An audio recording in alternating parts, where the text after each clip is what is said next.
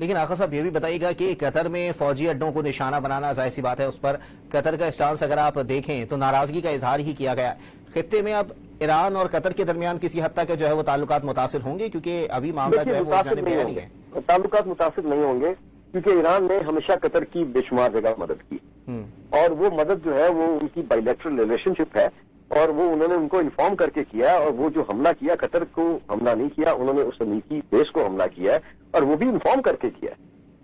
मैं नहीं समझता कि मुझे इसमें कोई ऐसी चीज नजर नहीं आती। हाँ, ये आई ऑप्टिक्स तो होंगे दुनिया को दिखाने के लिए, लेकिन ईरान ने भरपूर जिम्मेदारी का, रिस्ट्रेन का मुजाहरा किया है, जिम्मेदारी का मुजाहरा किया है कि उन्होंने इन्फॉर्म किया था। और जबकि इसराइल पे जब उन्होंने हमला किया, उन्होंने उस हमले पे किसी को इन्फॉर्म, उन्होंने बस एक चैलेंज दिया था कि अब हम हमला करेंगे।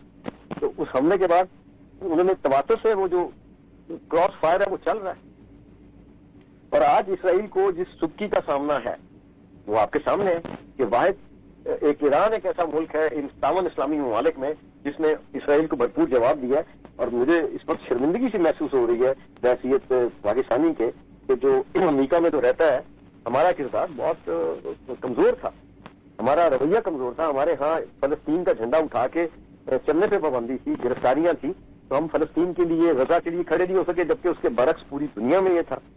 लेकिन आप ये देखिए कि इस वक्त हमें किस चीज की जरूरत है, इंपॉर्टेंस ऑफ द टाइम क्या है। हमारा पीस मेकिंग में वो रोल जो था उन्होंने मिनिमाइज कर दिया है सदर ट्रंप ने। फील्ड मार्शल की मुलाकात के बाद जब उन्होंने ये स्टेटमेंट दिया, हालांकि अगर स्टेटमेंट होना चाहिए था तो वो जॉइंट स्टेटमेंट होता, वो ऑफ द प्रेस मीटिंग थी, क्लोज प्रेस मीटिंग थी। उस मीटिंग के मंदरजात में उन्होंने कहा कि ये मेरे लिए एजाज की बात है कि मैं उनसे मिल रहा हूं, और मेरे लिए एजाज की बात के बाद उन्होंने ये कहा कि वो हमसे ज्यादा बेहतर जानते हैं ईरान, और 2 हफ्ते का टाइम दिया। अभी आसिम मुनीर वापस पहुंचे नहीं है, तो उन्होंने हमें कैसे स्लैप किया कि ईरान पे हमला कर। इसका मतलब यह कि उन्होंने हमारी हैसियत को मशकूक कर दिया दुनिया में भी और अपने वतन में। तो इसका हमें पाकिस्तान को इस बात का नोटिस लेना चाहिए।